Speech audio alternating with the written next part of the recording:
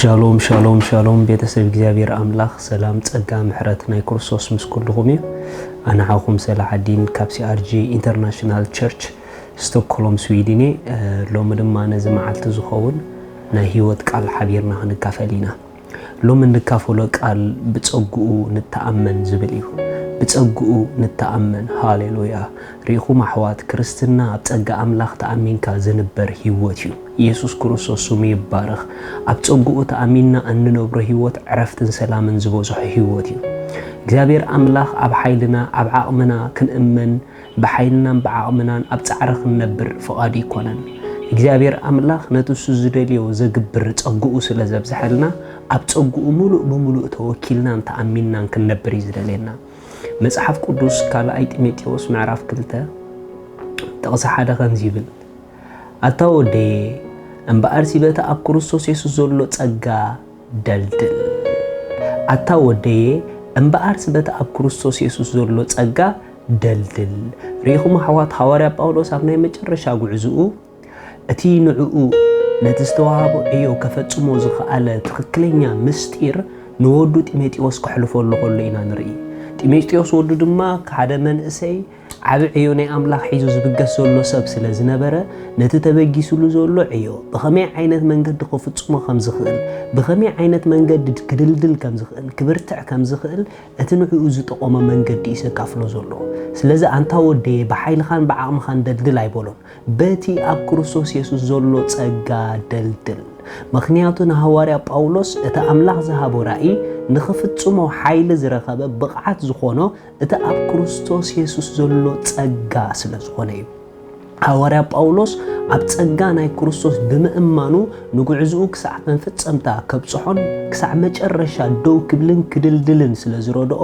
ንጢሞቴዎስ ወዱ ድማ ልክዕ ከምትሱ ጉይኡ ብጽቡቕ ዝውድእ ዘሎ ጉይኡ መታም ብጽቡቕ ክውድእ ንጉይኡ ብጽቡቕ ዝወድኦ መንገዲ እዩ ዘትሕዞ ዘሎ ኣታወደየ በታ ኣብ ክርስቶስ ኢየሱስ ዘሎ ጸጋ ደልድል ሪኹም ኣሕዋት እግዚአብሔር ሓደ ዕዮ ክበና ከሎ ነቲ ዝሃበና ዕዮ ዝኸውን ጸጋ ድማ ምስቲ ዕዮ ይበና እዩ ስለዚ ካብ ጸጋ ወፂና ኣብ ፍራስትሬሽን ክንኣቱ ኣብ ጭንቀት ክንኣቱ ኣብ ክብደት ክንኣቱ ኣይደልን ይኣምላኽ እንተዳ እግዚአብሔር ፓስተር ገይሩ ሸይምካ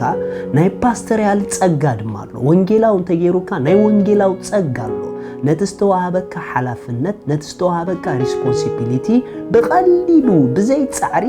ከፈጽመካ ዝኽእል ብዘይ ጭንቀት ከስራሐካ ዝኽእል ናይ እግዚአብሔር ከኣልነት ጸጋ ኣሎ ስለዚ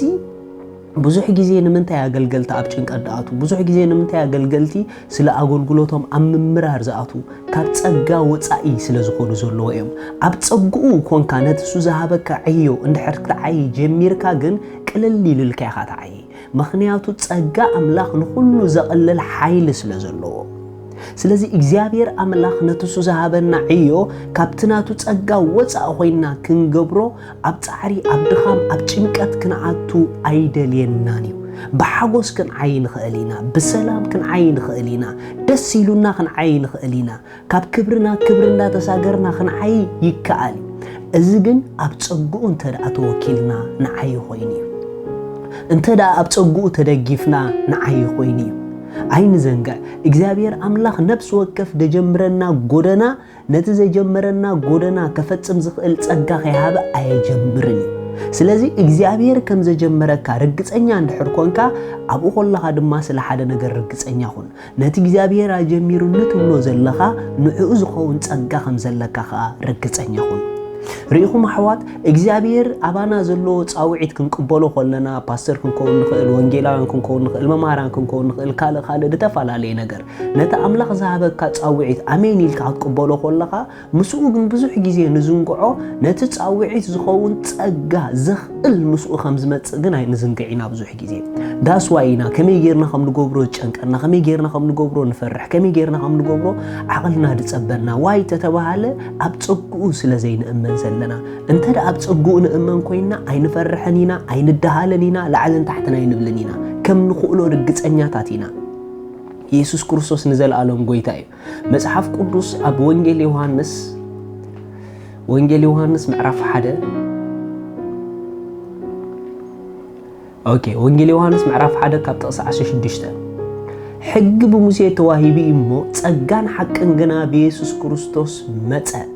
እምበኣር ከንሕና ኩላትና ካብ ምልኣቱ ጸጋ ኣብ ልዕሊ ጸጋ ተቐበልና ሪኢኹም ካብ ምልኣት ናይ ክርስቶስ ጸጋ ኣብ ልዕሊ ጸጋ ንህይወት ከምብረና ዝኽእል ንዕዮ ኸዕየና ዝኽእል ነቲ ናይ እግዚአብሔር ኣጀንዳ ኸፈጽመና ዝኽእል ብዘይ ጻዕር ብቐሊሉ ግን ዓበይቲ ስራሓት ከስራሐና ዝኽእል ናይ እግዚአብሔር ጸጋ ኣብ ልዕሊ ጸጋ ካብ ምልኣት ክርስቶስ ተቐቢልና ኢና ስለዚ ዓብራ ኣለካ ድዩ ዓብ ሕልም ኣለክ ድዩ ዶን ወሪ ንሕልምኺ ካብ ርእስኺ ወፂኺ በታ ኣባኺ ዘሎ ጸጋ ጌር ክርአዮ እሞ ኣይክትጭነቕን ኢኺ ኣይክትፈርሕን ኢኺ ኣይክትደሃልን ኢኺ ክትገብርዮ ከም ትኽእሊ ክትኣምኒ ኢኺ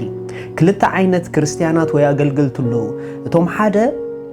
ዓበይቲ ሕልምታት ዓበይቲ ራእይ ይርኢ እሞ ነቲ ዝርእይዎ ራእይ ድማ ንዕኡ ዘኽእል ሙሉእ ጸጋ ከም ዘሎም ኣዝዮም ስለ ዝኣምኑ ኣብቲ ብኦም ዘሎ ጸጋ ተወኪሎም ነቲ ዝረኣይዎ ዓብ ነገር ብፍጥነትን ብቐሊሉን ክገብርዎ ንሪኦም ገለገለ ሰባት ግን ዓብ ነገር ኣለኒ ይብሉ እሞ ነቲ ዘለዎም ነገር ጌና ከይተበገሱ ኣብ ጭንቀት ኣብ ፍራስትሬሽን ከኣትዉ ከለዉ ትርኢ ንምንታይ ተተባሃለ ነቲ ዝርእይዎ ዘለዉ ኣብ ሮንግ ቦታ ኮይኖም ስለ ዝርእይዎ ዘለዉ እዮም ኣብ ጸጋ ኣምላኽ ኮይኖም ስለ ዘይርእይዎ حوي حفتي أبتصقو هون كمرأي كساب زي تمهاركي ناي እግዚአብሔር أجندة بهوت كختفتسمي أي كألني مخنياتو كلهم ناي እግዚአብሔር عقدات بناي እግዚአብሔር ጸጋት رحم أكل زلوسو بناي እግዚአብሔር ጸጋት رحم أفتصام زبوصحو سلازي بت እግዚአብሔር زهابكي ጸጋ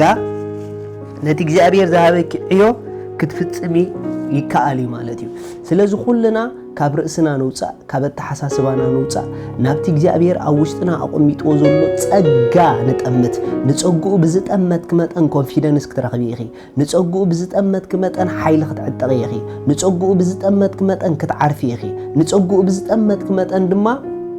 ብዘይ ፍርሒ ነቶም ናይ እግዚአብሔር ኣጀንዳ ኣብ ህይወትኪ ከተካናውን እዮም ኢኺ ከምቲ ጳውሎስ ንወዱ ዝማዓዶ በቲ ኣብ ክርስቶስ ዘሎ ጸጋ دلدل انتي خا تقبر تدلي دلخي انتي خا خسرح تدلي زلخا يكاليو مخنياتو زخل ጸጋ አለካ ኣብ ርእስኻ ይትወከል ኣብ ትምህርትኻ ይትወከል ኣብ ዓቕምኻ ይትወከል ኣብቲ ኣባኻ ዘሎ ጸጋ ኣምላኽ ተወከል ጸጉኡ ድማ ከኽእለካ ከፈጽመካን ክረድአካን እሙን እዩ እግዚአብሔር ይባርኽ ስለዚ ሓቢርና ከምዚልና ክንጽልይና ኩልና እግዚአብሔር አቦ سلتي أباي زسرح ጸጋኻ يمسكنك ኣለኹ ንኹሉ ዘኽእል ነታ ኣብ ውሽጠይ ዘሎ ብርሃን ዝገልጽ ጸጋኻ ስለ ዘለኒ በኢየሱስ ክርስቶስ ስም يمسكنك ኣለኹ አሜን ሻሎም